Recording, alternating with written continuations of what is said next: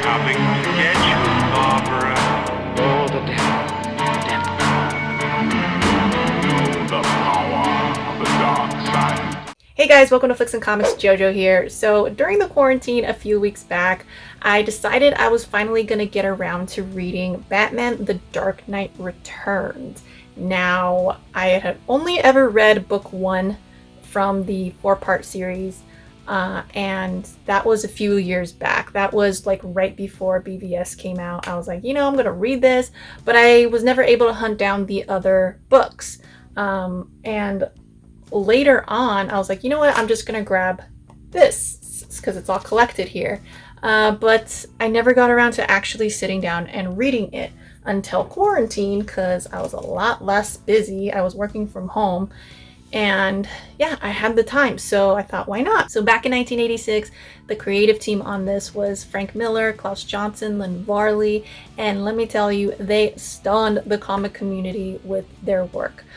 This is often deemed as Frank Miller's most definitive work, his magnum opus, if you will. And I can see why. I mean, a large part of it was because they kind of went back to Batman's roots and made him that dark and gritty character that many of us love. Back in the Golden Age, like some of the first issues that came out, it was kind of dark. His character was based on the Shadow, who was another dark character, rooting from those old pulp magazines. They wanted that kind of image for Batman too. But then later on, with the counterculture that happened, these comics and the 1966 show, they took Batman in a whole different direction and they made him funnier, they made him more campy and more directed to kids. So this book came out of left field for a lot of people, but they ended up loving it. I mean, and what's funny is that they weren't even sure how it was going to do because it was so outside of what everyone was used to. And they even made it like an Elseworlds tale outside of continuity, non-canon, because they weren't sure. And it was more of an experimental thing. And then lo and behold, everyone freaking loved it. So what we ended up doing was just taking that more grounded, grittier version of Batman and applying it to the rest of canon. So that is super cool, and I will forever be grateful to Miller and company for doing that. So this story takes place way into the future. Batman's been retired for about 10 years now, and he's almost considered a myth at this point. Like, none of the newer generation even knows he actually existed. Like, they kind of have heard stories here and there, but yeah, as far as they know, he's out of sight, out of mind, and Gotham is going to shit, guys. So I'm not going to go panel by panel and telling you guys the whole plot and story because it's such a classic that most of you guys probably know the gist of it. Like, even I somewhat knew what was going to happen in this story because I've been around the community so long that it's like, all right, well, you hear things here and there, you read things on trading cards, it's like... It's just common knowledge at this point. But I do want to touch on some things that are more about structure and the craftsmanship, the art of it. I can appreciate the fact that Miller used comics as a medium to kind of convey these social political issues, and that's great. But I have issues with the way that he executed. I wasn't a big fan of jumping from Batman's story to the news broadcasts in the TV. And the TV would jump from one story to the next story. When I first read book 1, I was like, oh, that's really brilliant. This is a really good storytelling device. But then as the book progressed, I found that I was getting just tired of it. It just, all it does is remind you of all the problems happening, and it's just a constant slap in the face every time. You're just like, okay, you don't have to keep going back there. We know the issues by now. But I also understand that these comics, it was a series of 4 books. So the problem with binge reading comics is that comics they tend to repeat. They have to remind the reader what had happened in the previous issue. It's kind of like with shows, how they're, at the beginning they're always doing the little previously on X-Files or whatever. They kind of do that in a subtle way with comics. So when you get the collected editions like this, it can be a little tiring to constantly be reminded of what just happened, So that I felt that fatigue, especially with the story and what was happening. Like, politics are already tiresome, and when you have to keep going back to those news broadcasts that are just repeating the same things throughout the book, it's like, okay.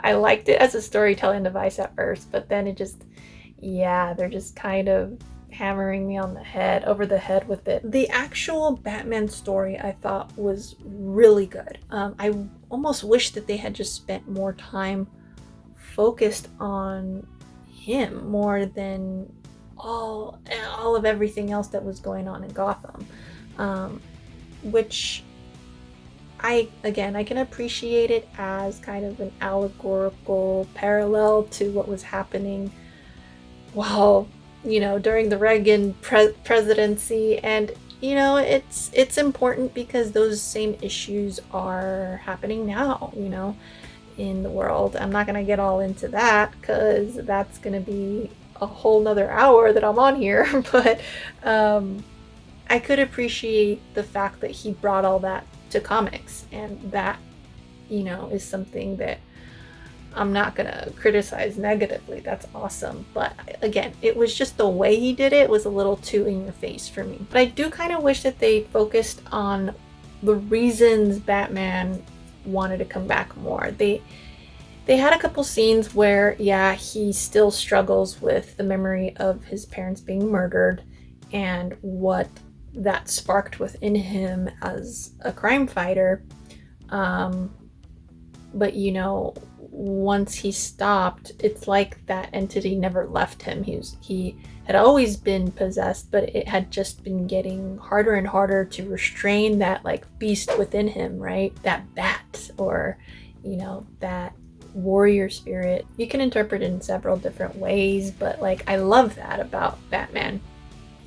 And the fact that he struggled so much with that whenever he would see the injustices happening out in the streets, like he felt that fervor. One thing that I have always loved about Batman stories is his internal dialogues that you can see, and like he's just always brooding, and he has things on his mind, things weighing down on him constantly, and this is no different. Like you see how hard he's trying to fight in these fight scenes, like because now he's old and he's this like grizzled, jaded man, and he still feels like he has to accomplish what he set out to do like years ago, is fight the injustices. And it's just awesome to hear him or see him saying like, oh man, I'm winded already, or like, oh, that one hurt me. It's just cool to see that. I loved that. And again, I wish they would focus a little more on that and like a little less of the politics stuff, because I really did feel like even though Miller hit on both extremes of like political ideologies, it was almost like a parody of both. I did feel like it was a little more leaning towards like anti-establishment though. Even the president is like the splitting image of Reagan, and it's funny how he just makes Superman do like all his dirty work. But there was so much social political commentary by Miller in this, some being like sensationalism in media. We got the corruption of government, and starting from the top down to the bottom, and you passing the buck whenever there's issues that are getting pretty out of hand. Like it's just kind of, they find a scapegoat to not deal with it, and you see that like recurring throughout the his story. It was also interesting how Miller kind of tackled the whole like mismanagement of the mentally ill and their reintegration into society. That was really interesting to me, and I kind of wish he explored that a little more too, because that was more interesting to me than a lot of other stuff that was in there. So in my mind, the villains weren't actually villains in this. They were more so just a testament of a broken government, basically. You look at the mutant gang, and they were just a group of misfits, like teenage outcasts that ended up going down the wrong path. And that's because Batman was gone that whole time that they were growing up, and he wasn't clearing the streets. And, like I said, with this broken government, they ended up being criminals. And Batman was able to set that right later in the book. So, yeah, man, just a lot of stuff to cover in this book. Beer break. It's called Rainbow Sherbet, and it's so delicious. It's a sour ale, and it's a local brew. I like to support my local brewery here in Vegas. I really wasn't a big fan of Frank Miller's art. I think it worked for the story, but personally it was just kind of an eyesore, it was just hard to get through. It was even hard to understand the action that was happening in the panels because some of them were so small. It's like, what? I just see black silhouettes. Like, what's happening? And then you have panels like this that I'm just like, what? Why are you drawing it like that? It looks like a sketch, like a very quick sketch of what he was planning to draw, and just didn't really fine-tune it. I don't know.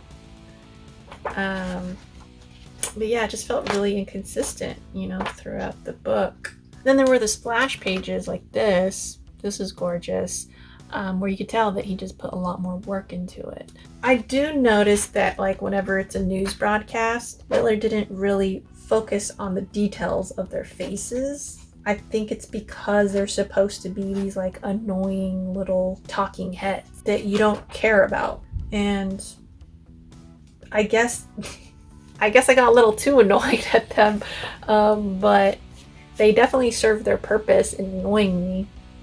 But yeah, like, I think that is maybe the message that Miller really did want to kind of convey, and was that, on the news, it's just a bunch of people chattering about stupid things, like small petty things, when you have bigger issues at hand, or you have like literal gods fighting these like crazy battles in Gotham. So that opposed to these tiny little talking heads that are annoying. So anyways, I think we've covered most of it. I really didn't want to go too deep into like the actual story and explain all of that. I wanted to just touch on some of the themes that I saw throughout the story that Miller incorporated, but also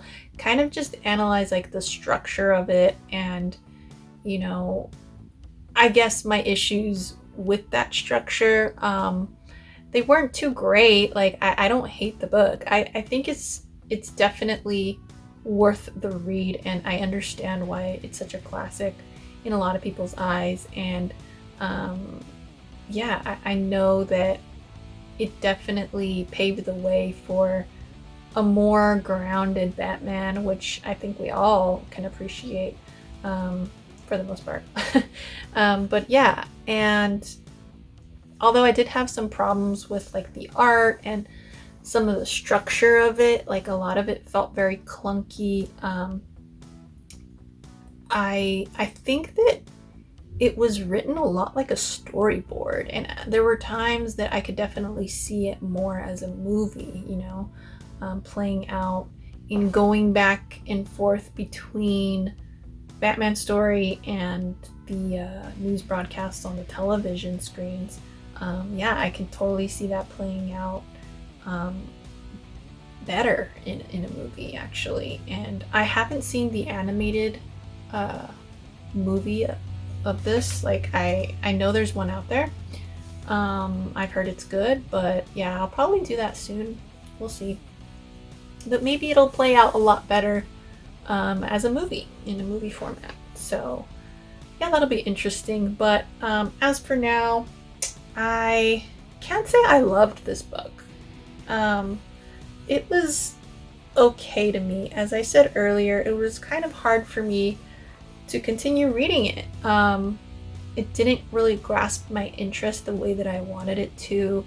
I felt like it was definitely a different Batman that I wasn't used to, which is perfectly fine. It's just something to note.